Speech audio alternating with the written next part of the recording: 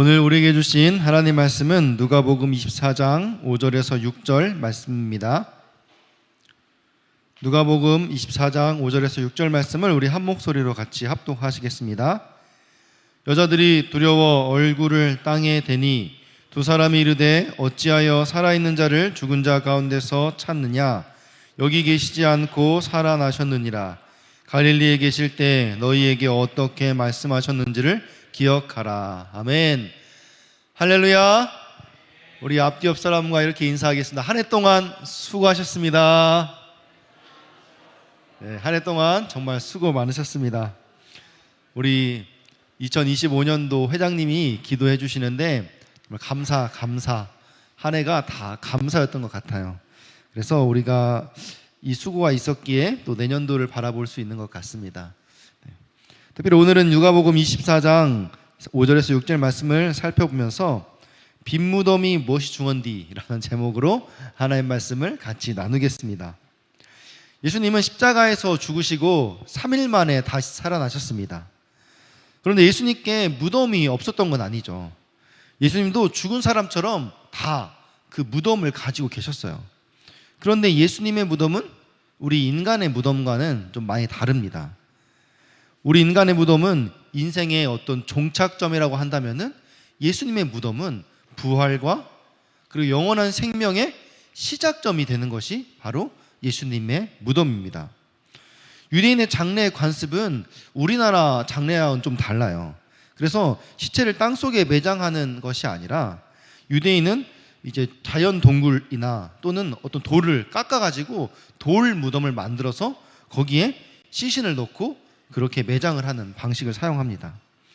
그리고 그 동굴 안에는 이제 평평한 돌 이렇게 딱 만들어서 그 위에 이제 시신을 이제 안치한 후에 그 무덤의 입구를 이제 큰 돌로 막게 되는데, 그래서 이제 필요할 때면 여러 사람이 함께 그 돌을 이제 밀어서 그 안에 들어갈 수도 있는 거예요. 그래서 동굴 무덤 속에서 이제 시체가 다 썩으면은 가족들은 이제 뼈를 추려서 유골 항아리에 넣은 뒤에 무덤 한켠에 이렇게 항아리를 잘 담아두는 게, 이게 바로 유대 장례 관습이에요.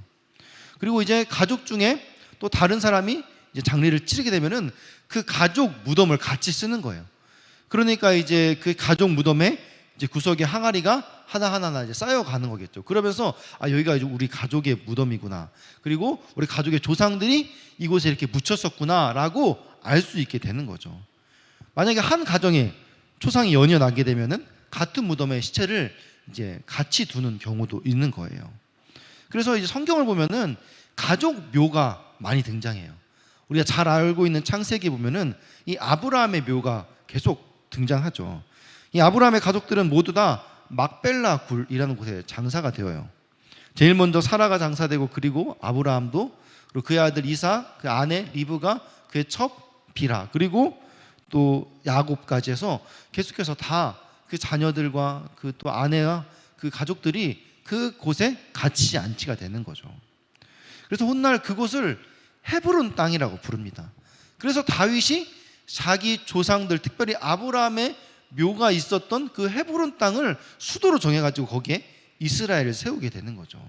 이것이 바로 이제 장례 문화의 유대인들의. 그러면 주님이 안치되었던 그 무덤은 어떤 장소였을까요? 아리마대 출신의 이 부자 요셉이 사실은 자기 시신을 안치하기 위해서 준비한 그런 무덤이었어요. 그래서 그 무덤에는 다른 시체가 없었어요.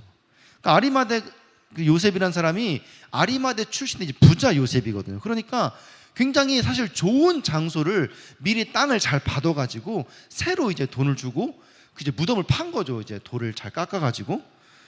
그런데 그 장소가 어떻게 이 주님의 부활을 예배한 장소가 될 줄은 아무도 몰랐던 거죠. 막달라 마리아도 자신이 결혼을 위해 준비했던 이 향유 옥합을 주님의 발을 씻는데 사용하면서 주님 나중에 뭐라고 말씀하셔요? 이 여인이 한 것이 지금 나의 장례를 준비하는 것이다 라고 말씀하시잖아요. 그러니까 예수님의 이 장례식과 그리고 이 무덤은 하나님께서 특별히 그렇게 예비하신 사람들을 통해서 잘 준비를 해 놓으셨던 거예요. 그렇게 잘 준비된 무덤에서 주님은 3일 만에 다시 부활하신 겁니다. 그때 막달라 마리아를 포함해서 이 세 여인이 유대인의 관습을 따라서 이제 주님의 시신에 향품을 발라드려 왔던 거예요.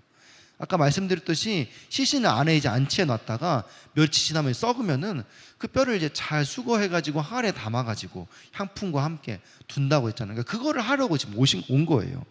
근데 딱 도착했는데 어떻게 된 거예요? 이미 돌문이 다 열려져 있고 그 안에 무덤 안에는 시신이 있어야 되는데 시신이 없었던 거죠. 이 상황을 목격한 이 여인들은 갑작스런 두려움에 사로잡힙니다. 얼마나 당황했겠어요. 주님의 시신이 어디 갔지? 또 훔쳐간 것 아닌가? 뭔가 일이 지금 잘못되어 가고 있는 것 아닐까?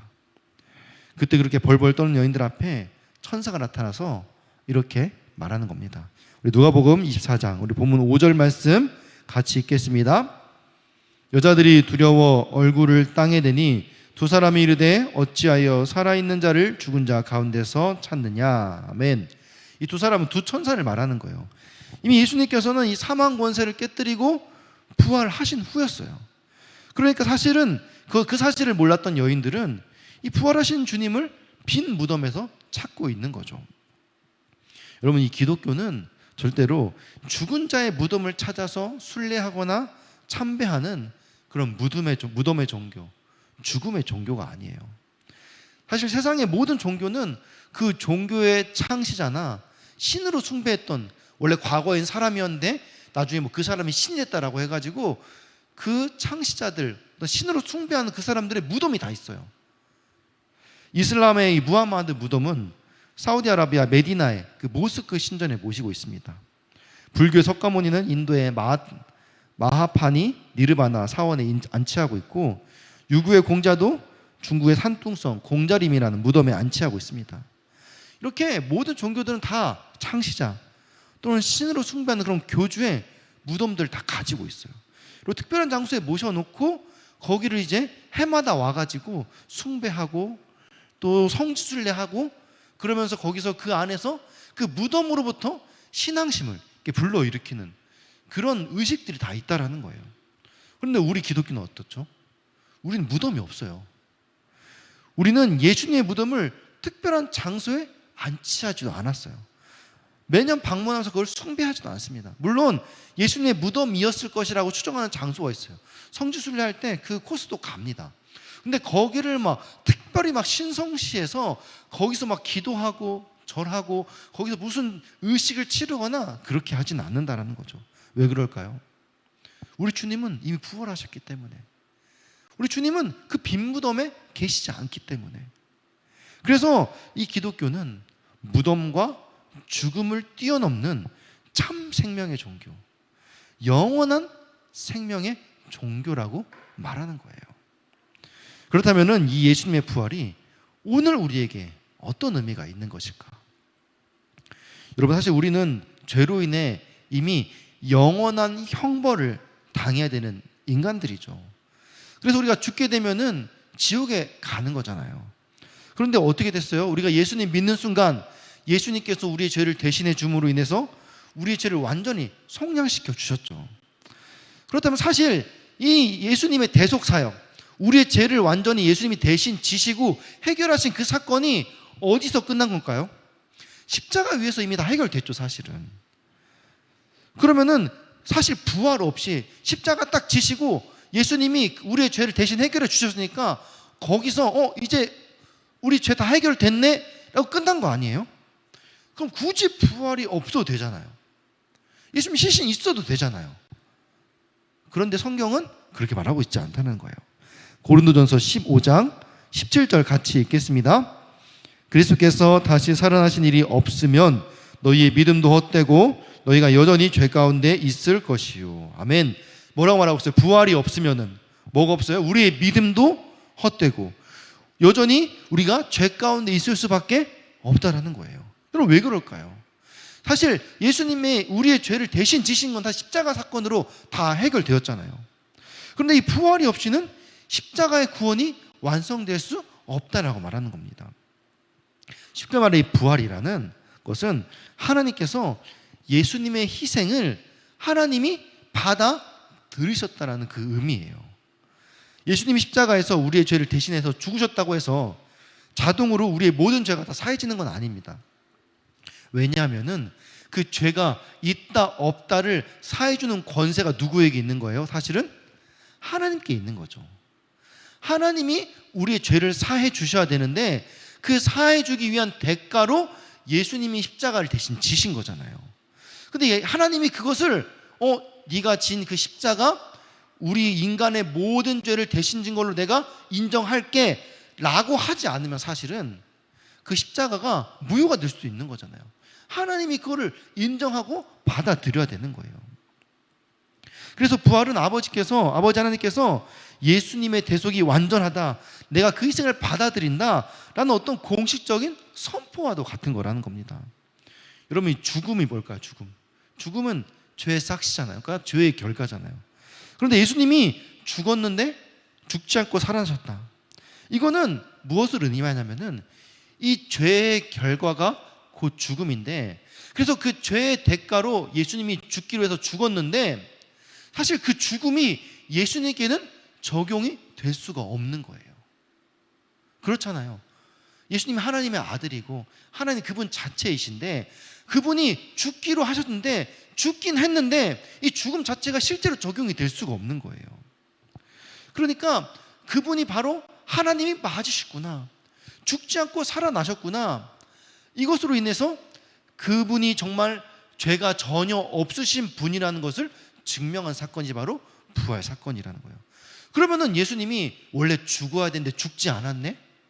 그러면 십자가로 인해서 우리의 죄를 대신 지셔야 되는데 대신 안 져주신 건 아닐까? 이런 오해도 할 수 있겠죠. 근데 우리가 주기도문에 보면은 예수님께서 우리 그 영어 성경에서 좀 말하고 있는 것들이 좀 빠져 있는데 우리의 죄를 대신 지시고 땅 끝까지 스올 밑까지 내려갔다가 다시 올라왔다라고 말씀하고 있어요. 그러니까 땅 끝까지 내려갔다는 것은 예수님께서 지옥 형벌을 끝까지 다 받으시고 그리고 나서 다시 올라오셨다라는 거예요.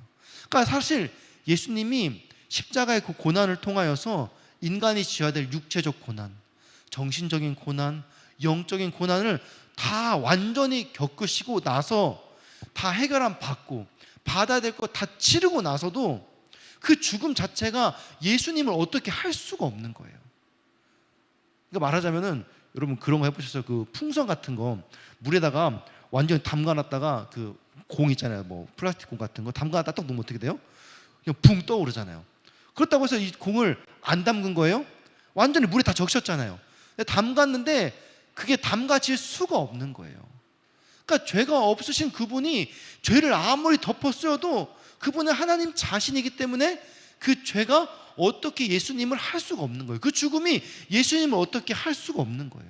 그러니까 예수님이 부활하셨다라는 것 자체만으로도 저분은 정말 진짜 죄가 없는 분이구나. 그 고통을 다 견뎌내고도 십자가를 다 치르고 나서도 우리의 죄를 다 덮어쓰고도 그 죄가 예수님을 어떻게 할 수 없는 분이구나. 그것을 확인한 사건이 바로 부활이라는 거예요. 만약 예수님의 부활이 없었다면 그럼 우리는 어떻게 되었을까요? 예수님은 아마 단지 그냥 의로운 일을 위해 일을 하시다가 돌아가신 어떤 순교자 정도로 남았을 거예요. 실제로 유대교는 아직도 예수님을 위대한 선지자, 순교자 정도로만 이해하고 있습니다. 그러나 예수님께서 다시 부활하심으로 예수님은 그 죄의 결과인 죽음을 완전히 이기신 그런 우리의 구원자가 되신 거예요. 단순히 어떤 의로운 일들을 위해서가 아니라 우리의 영혼, 그러니까 우리의 죄의 문제가 사실 생명의 문제고 그 죄의 문제인데 그 죄를 잠깐 이렇게 그때만 대속해 준 것이 아니라 완전히 해결하신 분, 그 죄를 완전히 밟아 이기신 분, 그 죄를 다스리신 분이라는 거죠. 예수님 만약 십자가에서 죽으셨다면은 사실 우리의 죄를 대신 지신 것은 맞는데 사실 이 죽음을 어찌할 수 없는 거잖아요. 지금 예수님이 그 대신 지고 끝날 게 아니에요. 그 죄를 사하는 권세를 가지고 계신 거거든요. 예수님이 공생을 사역할 때도 이 죄를 사하는 권세가 나에게 있다라고 말씀을 계속 하셔요. 근데 그걸 가지고 이제 유대 종교 지도자들이 걸고 넘어지잖아요. 네가 어떻게 죄를 함부로 사할 수가 있느냐? 하나님만 그 권세가 있는데, 그러니까 그것 때문에 너 신성 모독죄 아니냐? 네가 어떻게 하면을 마음대로 능멸하느냐라고 이야기를 하죠. 근데 막상 십자가에 죽여봤는데 그게 그 죽음이 어떻게 할 수가 없는 거예요. 그러니까 그 죽음을, 그 죄를 예수님이 좌지우지할 수 있는, 그 영혼의 우리의 죄 문제를 주님이 그 주관하실 수 있는 그런 우리 영혼의 생명의 구원자 되신다라는 거죠. 그것을 증명하는 사건이었다라는 거예요. 예수님이 그 죄를 대신 지신다고 진짜 죽어버리면은 예수님도 죽음까지는 어떻게 하실 수 없는 분이구나, 이거를 인정하는 사건이 된다라는 거죠. 그래서 예수님은 단순히 좋은 말씀을 전하는 스승이나 기적을 행하는 선지자, 예언자가 아니라 우리의 영혼을 구원하는 생명의 주인 되신 줄을 믿으시기 바랍니다. 그래서 예수님이 이렇게 직접 말씀하시죠. 요한복음 11장 25절 같이 읽겠습니다. 예수께서 이르시되 나는 부활이요 생명이니 나를 믿는 자는 죽어도 살겠고. 아멘. 예수님의 부활이 없으면 결국은 예수님이 그때의 십자가 사건으로는 뭔가 우리의 죄를 잠깐 대신 지신 것 같지만은 결국 이 죽음의 문제를 어떻게 할 수 없는 그런 연약한 인간 예수로밖에 남을 수 없다는 거예요. 그래서 죄의 문제를 근본적으로 해결하려면 이 죽음의 문제를 뛰어넘어서야 된다는 거죠. 그럼 또 어떤 사람은 이렇게 질문할 수 있어요. 그러면 사실 이 십자가만 있어도 그 죄사함만 놓고 보면은 이미 죄사함은 해결된 것 아닐까 라고 또 말할 수 있어요. 맞아요. 사실 이 속죄만 놓고 보면은 십자가에서 이미 완성은 다 되었어요. 그러나 그 속죄가 이제 우리에게까지 적용이 되고 효력이 있다는 것을 확인하는 것, 이것은 사실 부활이 있어야만 가능한 것입니다. 만약에 예수님이 십자가에서 죽으시고 그 뒤에 부활이 없었다면 지금 우리가 그 십자가를 지금까지 믿고 의지할 수 있었을까요? 여러분 생각해 보세요. 예수님이 십자가에 딱 죽으시고 나서 그 뒤에 장면들이 어땠는지 여러분 성경 읽으면서 이야기를 많이 들었잖아요. 설교 때 어땠어요? 예수님이 십자가 딱 죽으시고 모든 사람들이 와, 예수님이 우리의 죄를 위해서 죽으셨대, 드디어 우리의 죄가 다 해결됐다, 와 만세, 난 이제 자유인이다 라고 다 그렇게 생각했나요? 아니었죠. 성경에서는 그 뒤에 어떻게 되었다라고 되게 자세하게 기록하고 있어요. 유대 종교 지도자들은 드디어 자신들의 골칫덩어리가 해결되었다라고 기뻐했어요. 이스라엘 백성들은 신성 모독하던 저 미치광이가 드디어 잘 죽었다라고, 결국 자기를 구원하지 못하는구나 라고 조롱했어요. 로마 입장에서도 군중들을 혼란스럽게 한 그 주동자가 해결되었으니까 그 마음에 어떤 평안함이 마음이 놓이게 되는 거죠. 심지어 예수님의 제자들마저도 모두 다 예수님의 십자가 사건 이후로 다 도망가 버렸습니다. 이런 상황에서 예수님의 십자가가 우리의 죄를 대속해 준다라고 믿기만 하면은 구원을 받을 수 있다라고 한들, 이 사실 정말 하나님의 놀라운 구원 계획이라고 누가 믿을 수 있느냐는 거예요.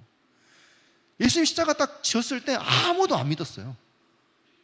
부활이 있기 전까지. 만약 그 십자가에서 이 사건이 끝났다라면은 과연 그 십자가의 구원의 진리가 지금 우리에게까지 올 수 있었을까? 성경 분명하게 예수님의 이 부활 이후와 이전과 이후의 차이를 자세하게 묘사하고 있습니다.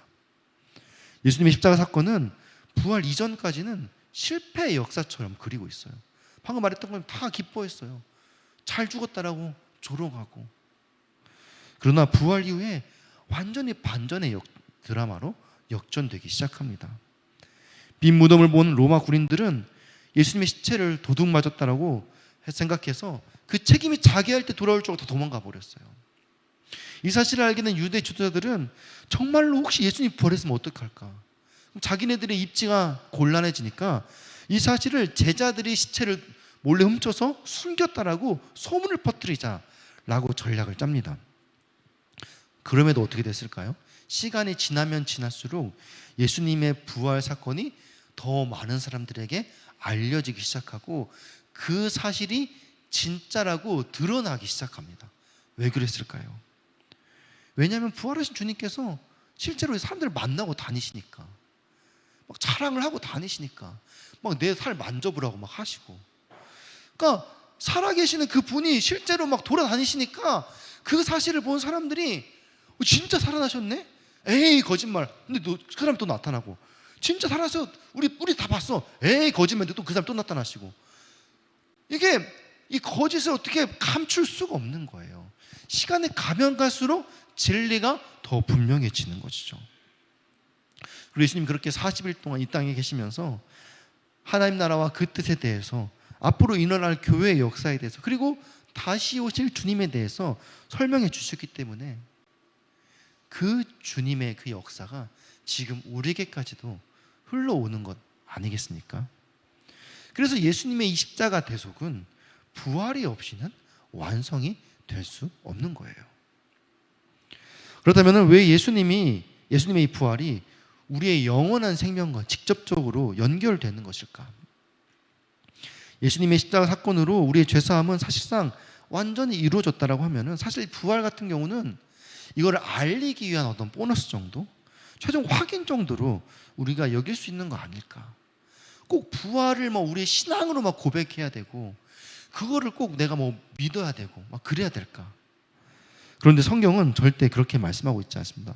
이 부활이 구원 완성의 핵심이며 영원한 생명의 통로라고 말하고 있는 거예요. 왜냐하면 예수님께서 이 부활하신 생명을 우리에게 나눠주시기 때문이에요. 우리에게 주시기로 한 그 영원한 생명이 뭐냐면은, 우리의 죄가 십자가에서 우리의 죄가 이제 없는 걸로 지금 지고 있는 죄, 미래에 지을 죄까지 다 한 번에 딱 치러주셔서, 그럼 나 이제 죄 없어 정도로 끝나는 게 아니라 그 죄를 이기고 다시 살아하신 그 부활의 생명을 지금 우리에게 전해주고 있기 때문에 이 부활의 믿음이 우리의 영원한 생명을 좌지우지하는 겁니다. 우리에게 부활의 믿음이 있느냐가 그래서 중요한 거예요.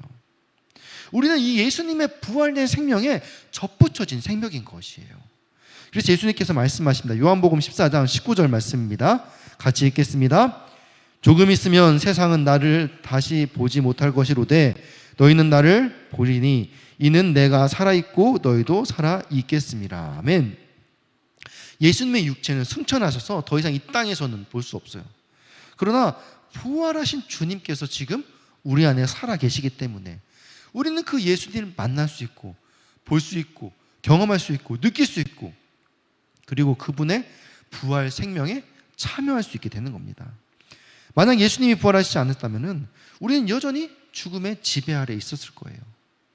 우리의 죄사함은 단순히 이 땅에서 효력이 있을 뿐 죽으면 끝인 거예요. 왜냐하면 결국 죽음을 이기지 못했으니까.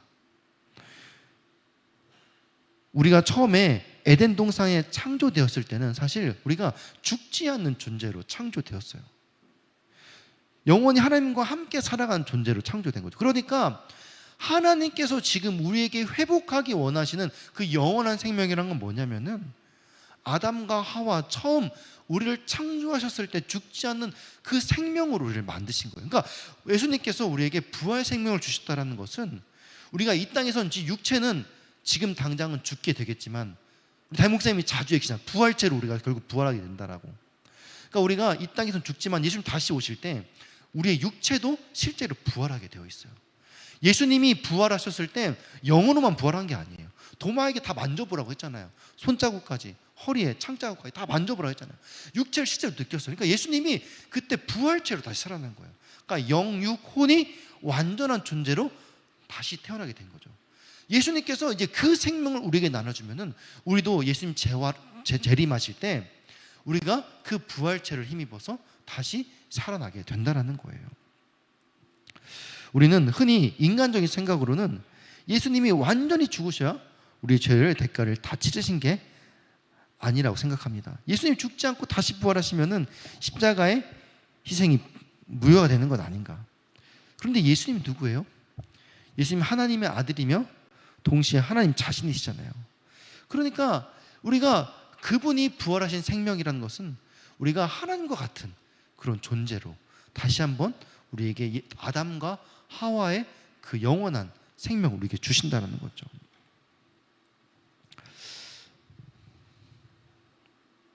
우리가 많은 사람들이 이제 또 궁금해하는 것들이 있어요. 그럼 우리 육체가 부활하면 어떤 모습으로 부활할까? 장애인은 장애를 가지고 다시 부활할까? 어릴 때 죽었으면 어린아이 모습으로, 늙어서 죽으면 노인의 모습으로 부활하는 건 아닐까? 근데 성경은 매우 분명하게 놀라운 소망을 우리에게 주고 있습니다. 그건 뭐냐면은 이 부활의 몸은 지금 우리의 모습과 연속성을 가지고 나의 자아와 나의 정체성을 그대로 가지고 있지만은 현재 한계와 약함, 그리고 상처와 장애, 어떤 시간의 흔적들이 완전히 사라진 어떤 새로운 몸으로 창조될 것을 다시 말하고 있습니다. 우리 고린도전서 15장 43절 44절 같이 읽겠습니다. 욕된 것으로 심고 영광스러운 것으로 다시 살아나며 약한 것으로 심고 강한 것으로 다시 살아나며 육의 몸으로 심고 신령한 몸으로 다시 살아나니 육의 몸이 있은즉 또 영의 몸도 있느니라. 아멘. 욕된 것은 영광스러운 것으로, 그러니까 약한 것이 되게 강하게 될 수 있다는 거예요. 육의 몸은 신령한 것으로 다시 살아난다는 겁니다. 어릴 때 죽은 사람은 아예 약함이 없이, 늙어서 죽은 사람은 노인의 쇠약함 없이, 그리고 장애를 가지고 죽은 사람은 장애, 고통이나 제한이 없이 새로운 몸으로, 특별히 성령 충만한 몸으로 다시 살아난다라고 성경은 말하고 있는 거예요. 그러면서 나의 것은 딱 봤을 때 저 사람이 바로 그 사람이구나 알 수 있게끔 하나님께서 다 태어나게 하신다라는 거예요. 이것을 우리에게 보여주시기 위해서 예수님이 부활의 첫 열매로 그렇게 부활하신 것입니다. 그렇다면 이제 마지막으로 좀 같이 나눌 것은, 부활이 이렇게 중요하다는 것은 알겠는데 우리가 부활을 직접 목격한 것은 아닌데 어떻게 그럼 예수님의 부활을 믿을 수 있을까요? 그것은 오늘도 주님의 이름으로 수없이 많은 사람들이 새로운 생명을 얻고 있는 것, 삶의 변화를 경험하는 것들, 이것을 통해서 우리가 알 수 있겠죠. 그리스도인을 돌로 쳐 죽이는 일에 앞장섰던 이 사울이 주님 안에서 사도 바울로 변화되었죠. 그리고 쾌락과 욕망에 붙들려 살았고 지식과 철학만 진리라고 알고 있었던 그런 어거스틴이나 유명한 신학자는 고백록, 신국록 등 유명한 고전을 남기면서 기독교 교리를 세우는 그런 유명한 신학자가 되었습니다. 노예 상인이었던 존 누트는 폭풍 속에서 하나님의 살아계심을 경험하고 노예 해방 운동에 앞장서면서 우리가 잘 알고 있는 찬송가 305장 어메이징 그레이스를 작곡하는 그런 유명한 목회자가 되었습니다. 여러분, 도대체 누구 때문에 인생이 많이 바뀌었나요? 여러분도 여러분의 과거를 돌아보면 예수님 때문 아닌가요? 저는 저를 잘 아는데 제가 만약 예수님이 아니었다면 아마 지금도 서울 어딘가를 배회하면서 음주 가물을 즐기고 있지 않을까. 부활하신 예수님의 이름으로, 그분 이름으로 지금도 수없이 많은 사람들의 인생이 새로워지고 있어요. 이것을 통해서 예수님이 진짜 지금도 살아 계시는구나 라는 것을 우리는 알 수 있는 거예요. 근데 사실 이것만으로도 부족해요. 왜냐하면 다른 종교에서 이런 비슷한 게 있거든요. 불교 신자들도 부처님 때문에 새로워진 사람도 있고, 이슬람의 알라신 때문에 새로워진 사람, 유교의 공자의 사상으로 새로워진 사람, 이런 사람들도 많이 있어요, 사실은. 그래서 단순히 삶이 변화되었다만 가지고 예수님이 부활하셨다는 유일한 증거가 될 수는 없습니다. 더 중요한 건 뭐냐면은 오늘 제목처럼 빈 무덤이 무엇이 중원디. 중요한 거는 이 빈 무덤이에요, 빈 무덤.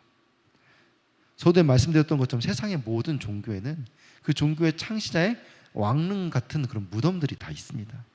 그런데 예수님의 무덤은 없죠. 2000년 전 예수님의 십자가 사건 이후에 예수님의 시신을 안치했던 그 무덤 자리만 남아 있습니다.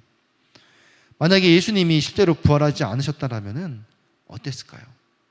빈 무덤이 있겠지만은 실제로 그 시신을 옮긴 누군가가 있었겠죠.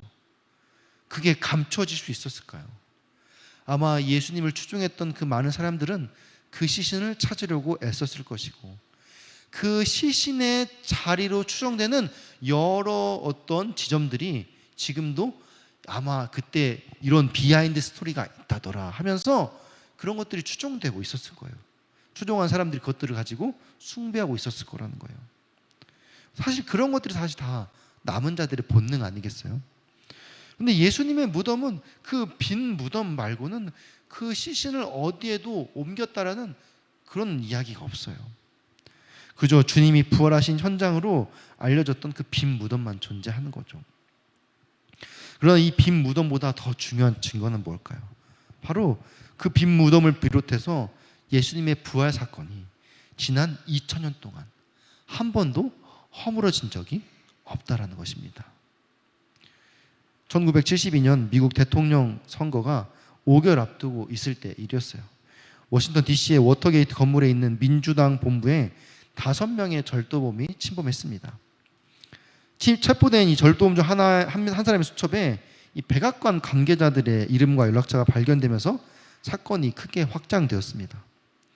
왜냐하면 이 백악관의 수장인 닉슨 대통령이 민주당과 맞서서 이제 공화당 후보로 재선을 준비하고 있었기 때문에 이 백악관의 이름과 연락처가 나왔다는 것은 지금 닉슨 대통령이 재선을 준비하면서 그쪽에서 무언가 캐내려고 민주당 그 캠프로 잔입한 거잖아요. 그런데 이런 여파에서도 이 닉슨 대통령이 압도적으로 선거에서 이겼어요. 이 닉슨 대통령은 자신의 음모를 감추기 위해서 10명의 보좌관을 총동원해서 모든 수단과 방법을 가리지 않고 이 워터게이트 사건의 진실을 덮으려고 했습니다. 그렇게 대통령의 모든 권한과 능력을 총동원했음에도 결국 이 진실은 3주 만에 드러나고 말았습니다. 아무리 대단한 권력과 전략이 있어도 이 워터게이트 사건이 드러난 이유가 뭘까요? 그것은 그 사실이 진실이었기 때문에. 그런데 예수님의 부활을 지키려던 사람들은 권력자도 아니었어요. 힘이 있는 사람들도 아니었어요. 조직도 없었고 목숨마저 위협을 받는 그런 사람들이었어요. 그럼에도 이 부활 사건은 한 번도 거짓으로 드러났던 적이 없습니다. 만약에 예수님의 부활이 사실이 아니었다면 그들은 결코 그 거대한 박해 속에서 그 거짓을 지켜낼 수 없었을 것입니다. 예수님의 부활을 목격한 사람들은 끝까지 그 예수님이 살아나셨다, 이 사실을 목숨을 걸고 지켰던 것이에요. 그래서 그 복음이 지금 전 세계를 뒤흔들며 지금 우리에게까지 오고 있는 것 아니겠습니까? 이것이 바로 예수님의 부활이 만들어낸 이야기가 아니라 실제 역사적 사실임을 증명하는 가장 큰 진리인 줄 믿습니다. 사랑하는 이름 청년 여러분, 오늘 우리는 다시 한번 예수님의 빈 무덤 앞에 섰습니다. 그 빈 무덤은 단지 이 시신이 사라진 흔적이 아니라 죽음이 무너진 자리이면서 죄가 패배한 자리요, 새로운 우리의 생명이 시작된 그 자리인 줄 믿습니다.